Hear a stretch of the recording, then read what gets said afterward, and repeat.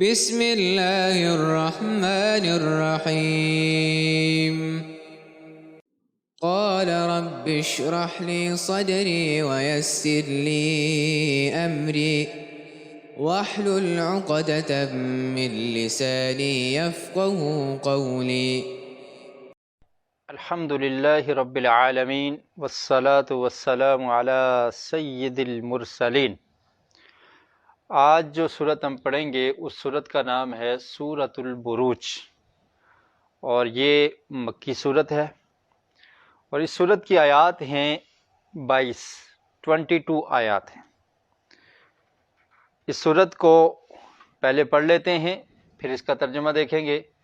اعوذ باللہ من الشیطان الرجیم، بسم اللہ الرحمن الرحیم۔ والسماء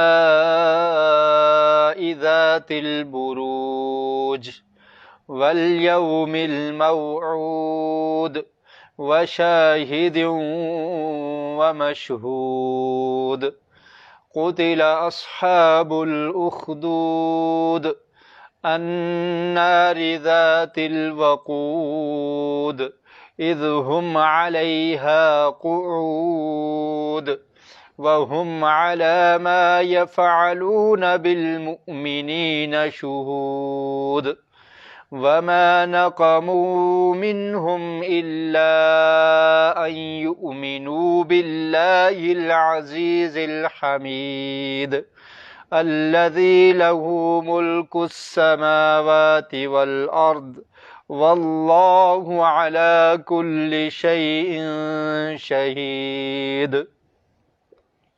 إن الذين فتنوا المؤمنين والمؤمنات ثم لم يتوبوا فلهم عذاب جهنم ولهم عذاب الحريق إن الذين آمنوا وعملوا الصالحات لهم جنات تجري من تحتها الأنهار ذلك الفوز الكبير إن بطش ربك لشديد إنه هو يبدئ ويعيد وهو الغفور الودود ذو العرش المجيد فعال لما يريد هل أتاك حديث الجنود فرعون وثمود بل الذين كفروا في تكذيب والله من ورائهم محيط بل هو قرآن مجيد في لوح محفوظ۔ جی، اب اس کا ہم ترجمہ دیکھتے ہیں۔ سورۃ البروج، بروج کا مطلب ہوتا ہے، اس کا لفظی مطلب ہوتا ہے ظاہر اور نمایاں۔ برج کی جمع ہے بروج، تو کسی چیز کا نمایاں ہونا، ظاہر ہونا، اسے برج کہا جاتا ہے۔ بڑے بڑے اونچے محلات، ان کو بھی برج کہا جاتا ہے، اور اسی طرح کسی اونچی جگہ پر کوئی چیز ہو جو دور سے نظر آئے، نمایاں ہو، اس کو بھی برج کہہ دیا جاتا ہے۔ اور اسی سے ایک لفظ ہے تبرج۔ تبرج کا مطلب ہوتا ہے بے حیائی، یا یہ سمجھ لیں کہ کپڑوں کا کم ہونا، جسم پر کپڑے کا کم ہونا، اس کے لیے بھی لفظ استعمال ہوا تبرج، کیونکہ وہ جسم کو نمایاں کر دیتے ہیں۔ جب کپڑے کم ہوں گے تو جسم نمایاں ہو جائے گا۔ تو خیر، اس کا معنی یہاں پر آسمان پر جو بروج ہیں اس کے متعلق ہے۔ آسمان پر بروج، اس سے کیا مراد ہے؟ اس میں امام مجاہد، قتادہ رحمۃ اللہ علیہ، انہوں نے اس کی یہ تفسیر کی ہے کہ اس سے مراد آسمان کے تارے اور سیارے ہیں، اور بعض مفسرین نے یہ بھی کہا ہے کہ آسمان پر جو 12 قلعے ہیں، ان کے علم کے مطابق پرانے دور کے علماء نے جو اپنے علم کے مطابق کہا، علم ہیبت کے ذریعے، کہ آسمان پر جو 12 برج ہیں وہ مراد ہیں اس سے۔ تو بہرحال آسمان کے جو تارے اور سیارے ہیں وہ بروج ہیں، کیونکہ وہ بھی نمایاں اور ظاہر ہوتے ہیں۔ اور اسی طرح آسمان کی خبروں کی حفاظت کے لیے، شیاطین کو مار بھگانے کے لیے جو سسٹم ہے اللہ رب العالمین نے بنایا ہوا ہے، اس کی حفاظت کا، وہ بھی بروج اس سے مراد ہو سکتے ہیں۔ تو بہرحال آسمان کے تارے اور سیارے اور آسمان کی یہ کیفیت کہ بڑے بڑے تارے، بڑے بڑے سیارے اور بڑے بڑے برج ہیں آسمان میں، جن کو بروج کہا گیا ہے۔ تو اللہ رب العالمین نے اس صورت میں قسم کھائی ہے۔ قسم کس کی کھائی؟ آسمان کی، جو برج والا آسمان ہے۔ اور پھر ایک اور قسم کھائی، قیامت کے دن کی قسم کھائی۔ اور تیسری قسم کھائی حاضر ہونے والا، اور جس چیز کے لیے حاضر ہوا جاتا ہے یا جس جگہ پر حاضر ہوا جاتا ہے اس کی قسم کھائی ہے۔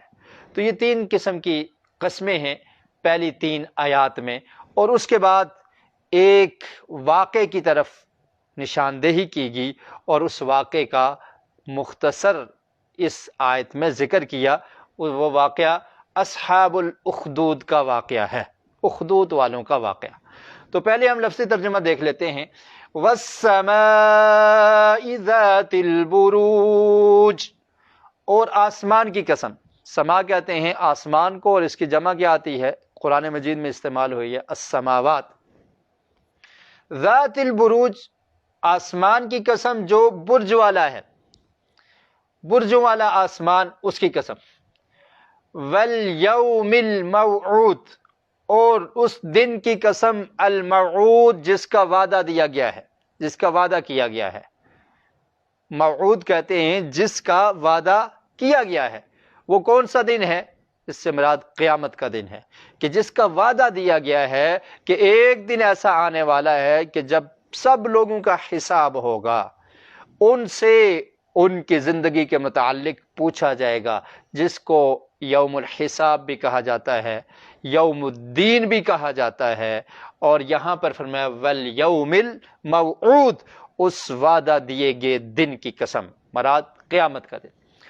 وشاہد ومشہود، شاہد گواہ کو بھی کہتے ہیں، کیونکہ گواہ حاضر ہوتا ہے۔ تو مطلب کیا ہے؟ وشاہد، اور جو حاضر ہے اس کی قسم، ومشہود، اور جس کے لیے حاضر ہوا جاتا ہے، جس چیز کے لیے حاضر ہوا جاتا ہے، اس کا مشاہدہ کرنے کے لیے لوگ حاضر ہوتے ہیں، اس کی قسم۔ یا جس جگہ پر لوگ حاضر ہوتے ہیں مشاہدہ کرنے کے لیے، دیکھنے کے لیے، اس کی قسم۔ تو شاہد سے مراد، مفسرین نے اس سے مراد 2 دن مراد لیے ہیں۔ شاہد سے مراد جمعے کا دن، کیونکہ جمعے کے لیے لوگ حاضر ہوتے ہیں۔ اور مشہود سے مراد عرفہ کا دن، کیونکہ وہ ایک جگہ ہے، خاص جگہ، وہاں پر لوگ جا کر وہاں پر پہنچتے ہیں، اس کے لیے حاضر ہوا جاتا ہے۔ تو یہ مراد ہے، شاہد سے مراد جمعے کا دن، اور مشہود سے مراد عرفہ کا دن۔ جو لوگ حج پر جاتے ہیں تو وہ وہاں پر ٹھہرتے ہیں۔ اور اگر لفظی مطلب اس کا دیکھ لیں تو ہر حاضر ہونے والا اور ہر وہ چیز جس کے لیے حاضر ہوا جاتا ہے، اس کی قسم۔ تو اللہ رب العالمین سب کو دیکھنے والا ہے، جس کے لیے انسان حاضر ہوتا ہے اللہ تعالیٰ اس سے بھی باخبر ہے، اور جب وہ حاضر ہوتا ہے اللہ تعالیٰ اس سے بھی باخبر ہے اور جانتا ہے، اللہ سے کچھ مخفی نہیں ہے۔ تو فرمایا کہ برجوں والے آسمان کی قسم، اور قیامت کے دن کی قسم جس کا وعدہ دیا گیا ہے، اور شاہد اور مشہود جو حاضر ہونے والا ہے اس کی، اور جس چیز کے لیے حاضر ہوا جاتا ہے اس کی قسم۔ قتل اصحاب الاخدود، قتل کا مطلب ہے قتل کیے گئے، مارے گئے۔ کون مارے گئے؟ اصحاب الاخدود، صاحب کی جمع ہے، صاحب کا لفظ اردو میں بھی استعمال ہوتا ہے، اس کی جمع کیا ہے؟ اصحاب۔ اصحاب الاخدود، اخدود والے، اخدود والے مارے گئے، ہلاک ہو گئے، قتل کر دیے گئے اخدود والے۔ اخدود کس کو کہتے ہیں؟ اخدود کہتے ہیں خندق کھائی، ایک گہرا گڑھا جس کو کھودا جائے اس کو اخدود کہا جاتا ہے۔ تو خندقوں والے، خندقیں کھودنے والے، کھائیاں کھودنے والے جو لوگ تھے وہ مارے گئے، وہ ہلاک ہو گئے۔ اس کا ایک پس منظر ہے۔ اصحاب الاخدود کون تھے؟ تفسیر ابن کثیر میں بہت سارے واقعات اس کے بارے میں درج ہیں، اور صحیح سند سے ایک واقعہ جو صحیح مسلم میں ہے، نبی کریم صلی اللہ علیہ وسلم نے جس کے بارے میں فرمایا، اور اس حدیث کے راوی ہیں صہیب رومی رضی اللہ تعالیٰ عنہ۔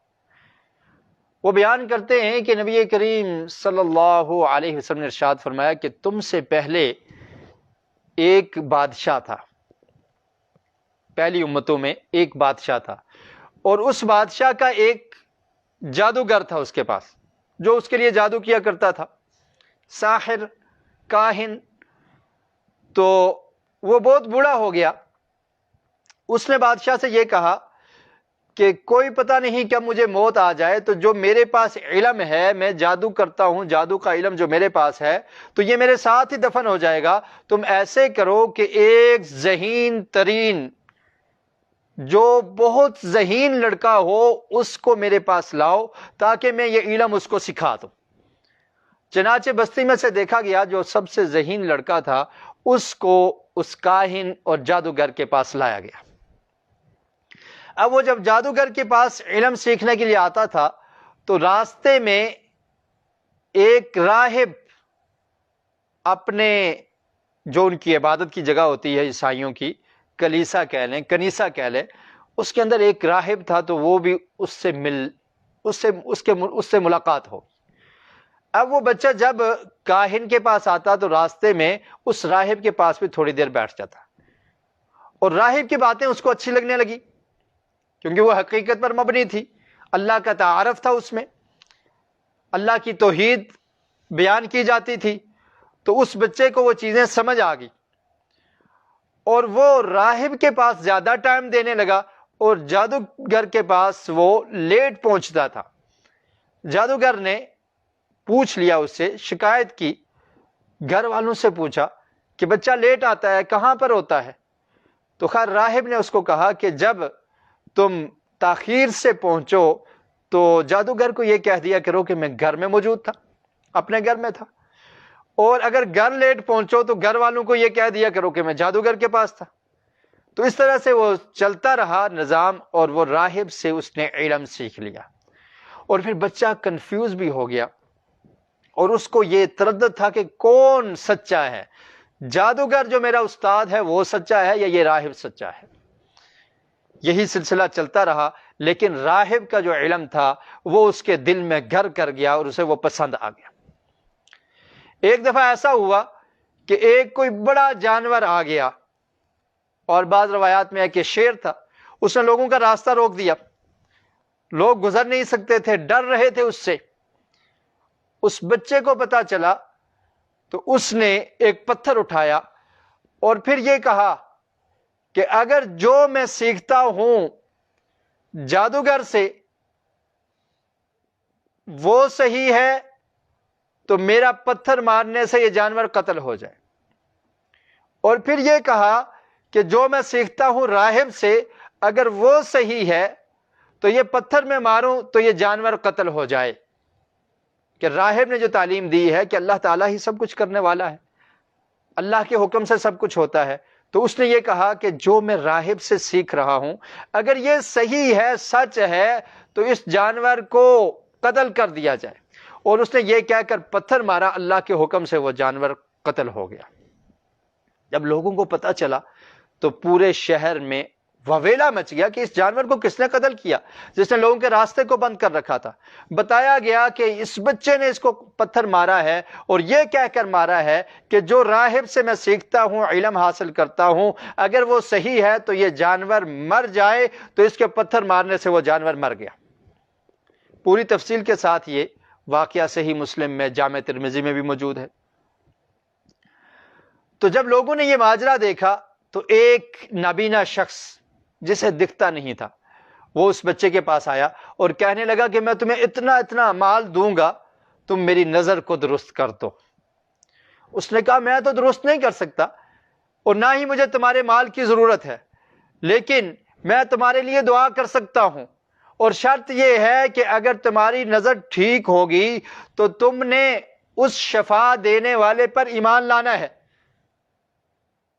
اس شرط کے ساتھ بچے نے دعا کی اور اس شخص کی نظر ٹھیک ہوگی۔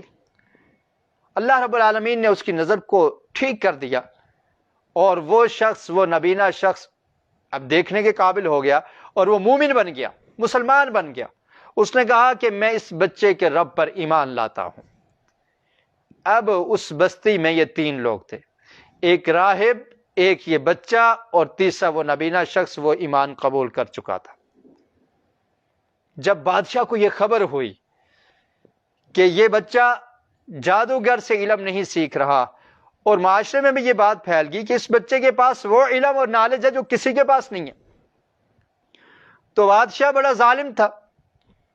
اس نے یہ کہا کہ میں ان تینوں افراد کو، راہب کو، اس بچے کو اور یہ آدمی جو اللہ پر ایمان لے آیا ہے، مسلمان ہو گیا ہے، ان تینوں کو میں قتل کروں گا، اور ایسے قتل کروں گا کہ تینوں کو مختلف انداز سے قتل کروں گا۔ چنانچہ اس نابینا شخص جس کو اب نظر آ رہا تھا، اس کے سر پہ آرا رکھا اور اس کے جسم کے 2 ٹکڑے کر دیے۔ پھر راہب کو بھی قتل کر دیا گیا، اور بچے کے لیے یہ پلاننگ بنائی گئی، اور بادشاہ نے یہ حکم دیا اپنی فوج کو، اپنے لوگوں کو، کہ اس کو ایک پہاڑ کے اوپر لے جاؤ اور پہاڑ سے جا کر اس کو نیچے گرا دو۔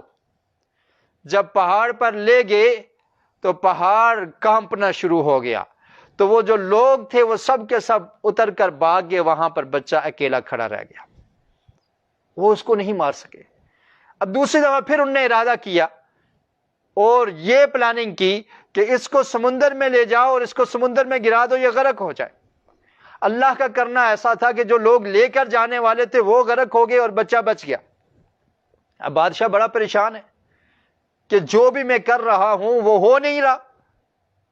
تو بچے نے اس کو ایک مشورہ دیا، اس نے کہا کہ تم مجھے سولی پر لٹکا دو، سولی پر لٹکانے کے بعد مجھے تیر مارو، اور پھر تیر مارتے ہوئے تم نے یہ کہنا ہے کہ بسم ربی ھذا الغلام، کہ اس بچے کے رب کے نام کے ساتھ میں یہ تیر چلاتا ہوں۔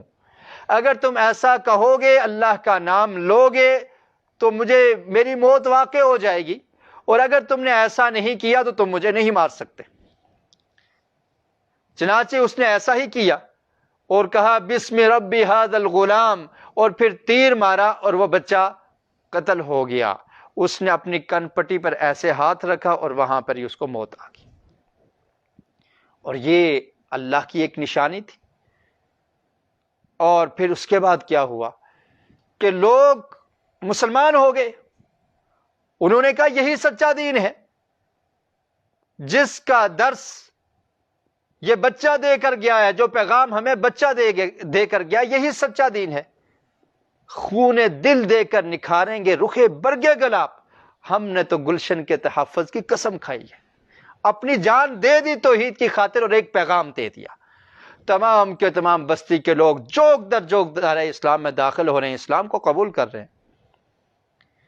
جب وہ مسلمان ہوئے تو بادشاہ ظالم تھا، اس کو بڑا غصہ آیا کہ یہ کیسے مسلمان ہو رہے ہیں، یہ کیسے اپنے آباء و اجداد کے دین کو چھوڑ رہے ہیں، یہ میرے باغی بن رہے ہیں، میرے بات کو، میرے حکم کو نہیں مان رہے، میں ان کو نہیں معاف کروں گا، میں ان کو نہیں چھوڑوں گا۔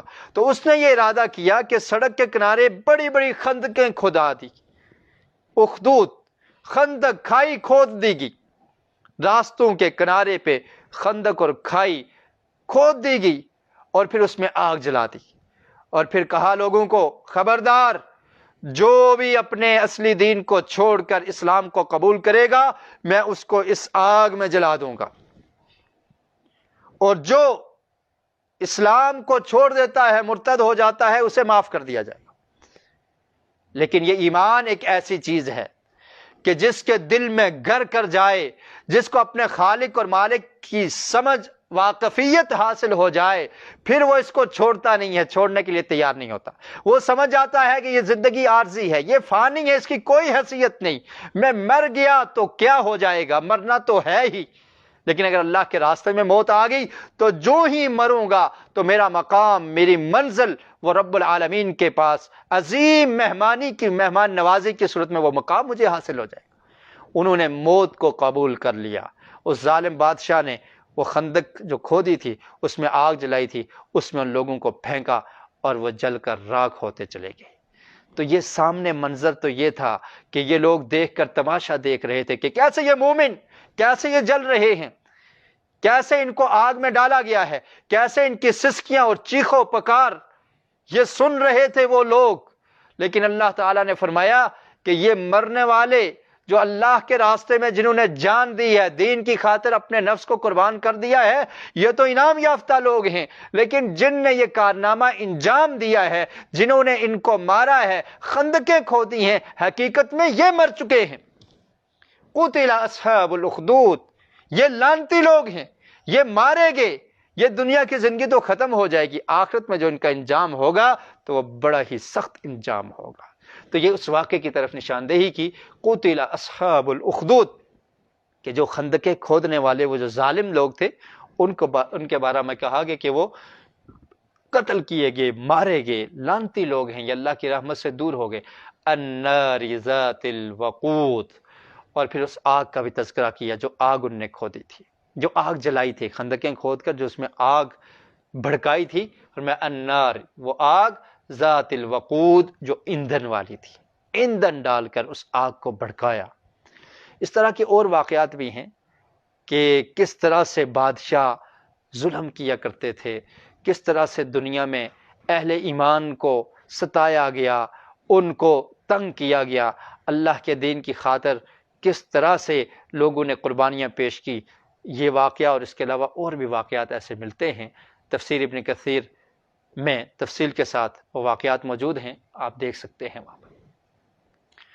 تو فرمایا النار ذات الوقود، وہ آگ جو ایندھن والی تھی، اذ ہم علیہا قعود، اذ ہم، جب وہ، یعنی وہ لوگ، علیہا قعود، اس پر بیٹھے ہوئے تھے، یعنی اس آگ کے کنارے بیٹھ کر یہ تماشا دیکھ رہے تھے۔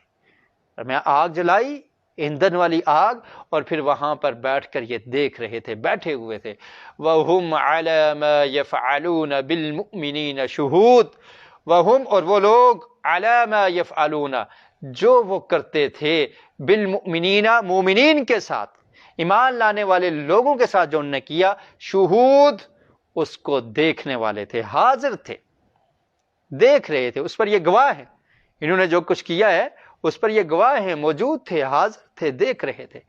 وَمَا نَقَمُوا مِنْهُمْ إِلَّا أَن يُؤْمِنُوا بِاللَّهِ الْعَزِيزِ الْحَمِيدِ، وَمَا نَقَمُوا، اور نہیں انہوں نے بدلہ لیا، انتقام، یہ لفظ اردو میں استعمال ہوتا ہے، نہیں انہوں نے انتقام لیا، مگر کس چیز کا انتقام لے رہے تھے؟ نہیں انہوں نے انتقام لیا ان سے، منہم، ان سے، الا، مگر، ان یؤمنوا باللہ، کہ وہ ایمان لے آئے ہیں اللہ پر، یہ سزا دی جا رہی تھی۔ انہوں نے کوئی ظلم نہیں کیا تھا، انہوں نے کوئی زیادتی نہیں کی تھی، انہوں نے کسی کا قتل نہیں کیا تھا، بلکہ ان کا جرم کیا تھا؟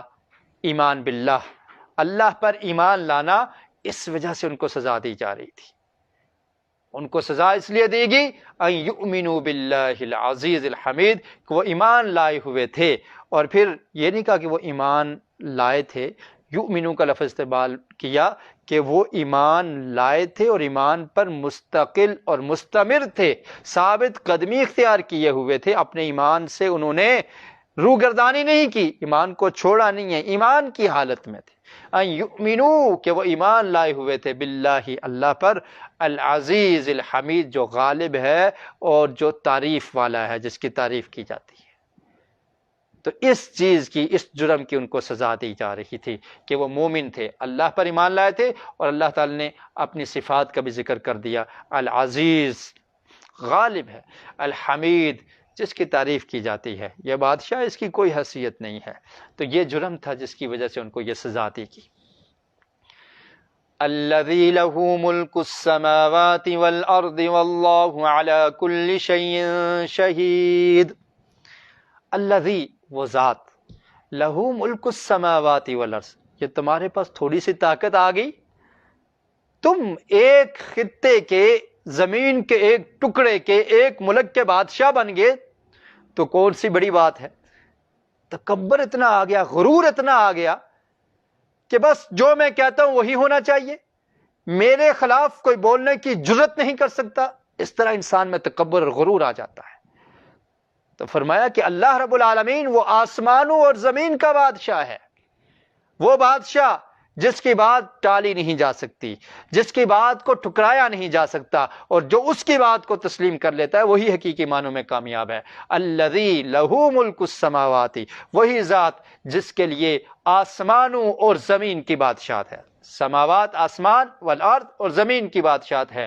واللہ علی کل شیء شہید، اور اللہ تعالی ہر چیز پر شہید، گواہ ہے، دیکھ رہا ہے. جو تمہارے کارنامے ہیں، جن نے اس کی خاطر جان دی ان کو بھی دیکھ رہا ہے، اور جن نے ان پر ظلم کیا ہے ہر چیز کاؤنٹ ہو رہی ہے، اس کو وہ دیکھ رہا ہے.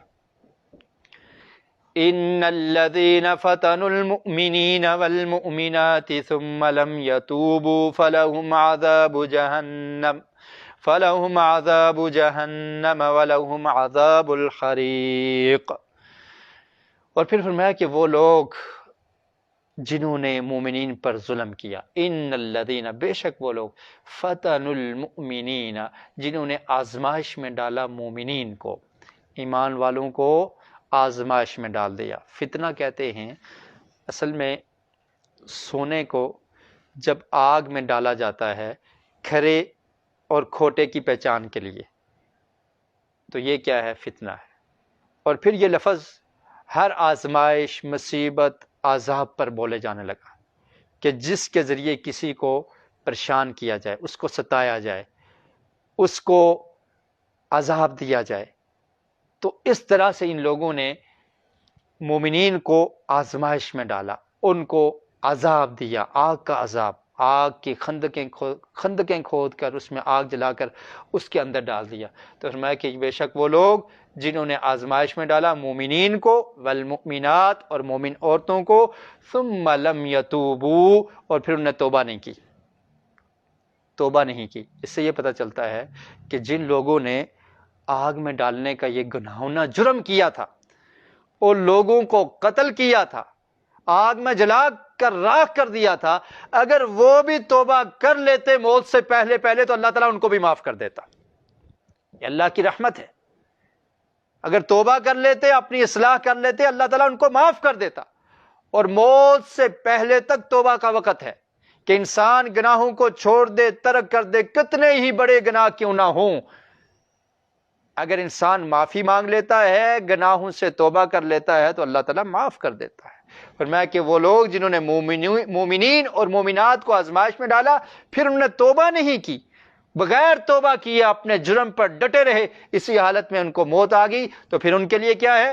فَلَهُمْ عَذَابُ جَهَنَّمَ وَلَهُمْ عَذَابُ الْحَرِيقِ، تو ان کے لیے جہنم کا عذاب ہے، وَلَهُمْ، اور ان کے لیے عذاب الحریق، جلانے والا عذاب ہے. جہنم کے بہت سارے عذاب ہیں، اس میں سے ایک عذاب، خطرناک عذاب کیا ہے؟ جو جلا دے گا. تو جیسے انہوں نے آگ میں ڈالا تھا، تو فرمایا کہ ان کے لیے جہنم کا عذاب ہے اور جلانے والا عذاب ان کو ملے گا. ان الذين آمنوا وعملوا الصالحات لهم جنات تجري من تحتها الانهار ذلك الفوز الكبير. اور اب دوسرے گروہ کا ذکر ہو رہا ہے کہ جنہوں نے مصیبتوں کو جھیل لیا، برداشت کر لیا، لیکن ایمان سے روگردانی نہیں کی، ایمان کو نہیں چھوڑا. اور اس سے مراد وہ لوگ بھی ہو سکتے ہیں کہ جو ظلم کرتے ہیں اور جنہوں نے یہ اتنا گناہونہ جرم کیا، ظلم کیا، اس کے بعد بھی اگر وہ ایمان لے آئیں اور نیک عمل کر لیں، تو پھر ان کو وہ جہنم کی سزا نہیں ملے گی، بلکہ اللہ تعالیٰ نے ان کے لیے باغات تیار کر رکھے ہیں. یہ اللہ کی رحمت ہے. جو بھی مومن ہے جو بھی ایمان لاتا ہے، نیک اعمال کرتا ہے، اللہ رب العالمین نے اس کے لیے باغات تیار کر رکھے ہیں۔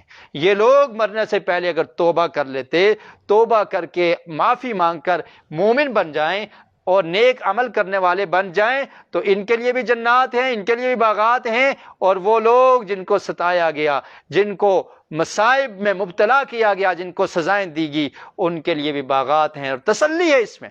اور پھر صحابہ کرام کو، نبی اکرم صلی اللہ علیہ وسلم کو، آپ کے اصحاب کو، اور پھر آنے والی امت کو، آج تک اور قیامت تک کے مسلمانوں کو اس میں تسلی دے دی کہ جو بھی مومن ہے، نیک اعمال کرتا ہے، اس کے لیے اللہ تعالی نے باغات تیار کر رکھے ہیں، جنت تیار کر رکھی ہے۔ اور یہی ایک بہت عظیم بشارت ہے کہ جو مومن کے ایمان کو مضبوط کرتی ہے، وہ مصائب کو برداشت کر لیتا ہے، وہ تکالیف کو برداشت کر لیتا ہے، وہ اپنی جان کا نذرانہ پیش کر لیتا ہے، لیکن دین پہ آنچ نہیں آنے دیتا۔ وہ یہ سمجھ چکا ہوتا ہے کہ یہ دنیا کی زندگی عارضی زندگی ہے، اس کی کوئی حیثیت نہیں، جو ہمیشہ کی زندگی ہے، جس میں ہمیشہ رہنا ہے، اگر میں اس میں کامیاب ہو گیا تو یہی حقیقی معنوں میں کامیابی ہے۔ میں وہ لوگ جو ایمان لائے، نیک عمل کرتے رہے، ان کے لیے کیا انعامات ہیں؟ لہم جنات تجری من تحتها الانہار، ان کے لیے باغات ہیں جس کے نیچے نہریں بہتی ہیں۔ ذالک الفوز الکبیر، یہ بڑی کامیابی ہے۔ فوز کہتے ہیں کامیابی کو، الکبیر بہت بڑی، یہ کامیابی ہے حقیقی معنوں میں۔ ہم کس کامیابی کے پیچھے پھر رہے ہیں؟ ہم کس مستقبل اور فیوچر کے بارے میں ٹینشن لیے رکھتے ہیں؟ اس فیوچر کے بارے میں سوچئے، اور اس کا طریقہ کار کیا ہے؟ ایمان اور عمل صالح۔ اللہ رب العالمین نے فرمایا ایسے لوگوں کے لیے باغات بھی ہیں اور بڑی کامیابی ان کو نصیب ہوگی۔ ان بطش ربک لشدید، اور جو لوگ دنیا میں ظلم کرتے ہیں وہ یہ نہ سمجھ لیں کہ ہمیں کوئی پوچھنے والا نہیں، ہم جو مرضی کرتے رہیں، ہمارے پاس طاقت ہے، پاور ہے، حکومت ہے، ہم جو چاہیں کر سکتے ہیں، ہمیں کوئی نہیں پوچھ سکتا۔ اپنے سے جو کم ہیں ان پر ظلم و زیادتی، ماتحت کا خیال نہیں، ان کے حقوق کا خیال نہیں، ظلم و زیادتی کرنے والے اور مومنین کو ستانے والے، اسپیشلی اس صورت میں جن لوگوں کا ذکر ہے، اللہ تعالیٰ نے فرمایا مومنین کو تسلی دے دی، تمہارے لیے باغات تیار کر دیے ہیں، لیکن یہ جو ظالم لوگ ہیں ان کو مہلت دے رکھی ہے، لیکن جب اللہ تعالیٰ ان کو پکڑے گا، جکڑے گا، تو اللہ کی پکڑ سے یہ نہیں بچ سکتے۔ ان بطش ربک لشدید، بے شک پکڑ تیرے رب کی، لشدید البتہ یقیناً بہت سخت ہے۔ اللہ کی پکڑ سے یہ نہیں بچ سکتے۔ بطش کہتے ہیں اچانک پکڑ لینا، زور سے پکڑنا۔ اللہ کی پکڑ لشدید بہت زیادہ سخت ہے، اور وہ پکڑ کتنی سخت ہوگی جس کے بارے میں رب خود کہہ رہا ہے کہ بڑی سخت ہے، اور یہ پکڑ ظالم لوگوں پر آتی ہے۔ سورہ ہود میں اس کی آیت نمبر 102 میں اللہ رب العالمین نے ارشاد فرمایا وَكَذَلِكَ أَخْذُ رَبِّكَ إِذَا أَخَذَ الْقُرَى وَهِيَ ظَالِمَةٌ إِنَّ أَخْذَهُ عَلِيمٌ شَدِيدٌ۔ فرمایا کہ اسی طرح تیرے رب کا پکڑنا ہے، اخذ ربک، تیرے رب کی پکڑ ہے، اذا اخذ القرى وهي ظالمہ، جب وہ بستیوں کو پکڑتا ہے اور وہ ظلم کرنے والی ہوتی ہیں۔ اپنی جانوں پر ظلم کرنے والے کیا ہیں؟ جنہوں نے اللہ کو پہچانا نہیں، اللہ کی باغی، اللہ کی بغاوت کرنے والے، نافرمانیاں کرنے والے۔ اور جب پوری کی پوری بستی ایسا کام کرتی ہے، جنہوں نے رسولوں کو جھٹلا دیا، رسولوں کی تعلیمات کو پسے پش ڈال دیا، اپنی منمانی، اپنی خواہشات کے مطابق زندگی بسر کرتے رہے، یہ انبیاء علیہ السلام کی تعلیمات کو جھٹلانے والے، ان کا ذکر کرنے کے بعد اللہ نے فرمایا کہ جب ایسی بستیوں پر عذاب آتا ہے جو ظلم کرنے والی ہیں تو پھر وہ پکڑ کتنی سخت ہوتی ہے۔ ان اخذہ علیم شدید، بے شک اس رب کی پکڑ علیم دردناک ہے، شدید بڑی سخت ہے۔ یہاں پر فرمایا ان بطش ربک لشدید، اور وہاں پر فرمایا علیم شدید، دردناک بھی ہے اور سخت بھی ہے۔ اور کن کو پکڑا جاتا ہے؟ جو ظلم کرنے والے ہیں۔ فرمایا اذا اخذ القرى وهي ظالمہ، ظلم کرنے والے۔ اور یہ بہت بڑا ظلم ہے کہ انسان جس مقصد کے لیے اللہ نے اس کو پیدا کیا اس مقصد کو بھول جائے، اللہ کی نافرمانی میں اپنی زندگی بسر کر لے، اور پھر لوگوں پر ظلم کرنا یہ بھی بہت بڑا ظلم ہے۔ عدل و انصاف کا خیال نہ ہو، بس جس کی طاقت، جس کی لاٹھی اس کی بھینس، اور اس طرح سے معاشرے کو ہانکا جائے، چلایا جائے، ظلم و زیادتی کی جائے، ظلم سے بچنا نہایت ضروری ہے۔ اللہ کی بغاوت سے بھی بچنا چاہیے اور لوگوں پر ظلم کرنے سے بھی بچنا چاہیے۔ نبی کریم صلی اللہ علیہ وسلم کا ارشاد ہے، صحیح الجامع میں یہ روایت، شیخ البانی رحمۃ اللہ علیہ نے اس کو صحیح کہا ہے، فرمایا واتقوا دعوت المظلوم، اللہ کے رسول نے فرمایا مظلوم کی دعا سے بچ جاؤ، اس کی زبان سے نکلنے والے الفاظ جن پہ تم ظلم کر رہے ہو ان کی اس بد دعا سے بچ جاؤ۔ اور پھر فرمایا انہا تصعد الی السماء کانہا شرارۃ، میں یہ دعا آسمان کی طرف ایسے چڑھتی ہے، اس طرح سے اللہ کے ہاں پہنچتی ہے جیسے ایک شعلہ ہے۔ شعلے کی حرارت، اس کی گرمی اور اس کا اوپر کی طرف جانا کتنا تیز ہوتا ہے۔ فرمایا کہ مظلوم کی بد دعا سے بچ جاؤ، یہ بد دعا بھی آسمان کی طرف ایسے ہی پہنچتی ہے جیسے ایک شعلہ اوپر کی طرف جاتا ہے، جیسے یہ شعلہ ہے۔ کیونکہ جس پر ظلم ہوتا ہے، جو مظلوم ہے، وہ دل سے دعا کرتا ہے، اس کے دل سے صدا نکلتی ہے کہ یہ ظالم شخص جس نے مجھے ستایا ہے، جس نے مجھ پہ ظلم کیا ہے، وہ اگر اپنے زبان سے اقرار کرے نہ کرے، بولے نہ بولے، لیکن اس کے دل کی آواز اللہ تک پہنچتی ہے، اور پھر یہ بہت ہی سخت چیز ہے ظالم کے حق میں مظلوم کی طرف سے جو بد دعا ہوتی ہے۔ کیونکہ جب وہ مانگتا ہے، قرآن مجید میں اللہ تعالی نے فرمایا امن یجیب المضطر اذا دعاہ، کہ کون ہے بے بس اور بے سہارا کی دعا کو سننے والا، وہ اللہ تعالیٰ ہے، تو وہ اس دعا کو فوری قبول کرتا ہے۔ اس لیے ظلم و زیادتی سے بھی بچنا چاہیے، اگر کسی پہ ظلم ہو گیا ہے اس سے معافی مانگ لی جائے۔ فرمایا ان بطش ربک لشدید، بے شک تیرے رب کی پکڑ بہت سخت ہے، انہ ہوا یبدئ ویعید، بے شک وہی پہلی دفعہ پیدا کرنے والا ہے، یبدئ ابتدا کرنے والا، پہلی دفعہ پیدا کرنے والا، ویعید اور لٹانے والا، دوبارہ تمہیں زندہ کرے گا، تم سے حساب لے گا، وہی ہے۔ یہ بات نہیں ہے کہ دنیا میں جو کچھ تم نے کیا بس ختم ہو گیا، ایسا نہیں ہوگا۔ یبدئ، اس نے اگر تمہیں پہلی دفعہ پیدا کیا، ویعید، وہ لٹائے گا بھی، وہو الغفور الودود۔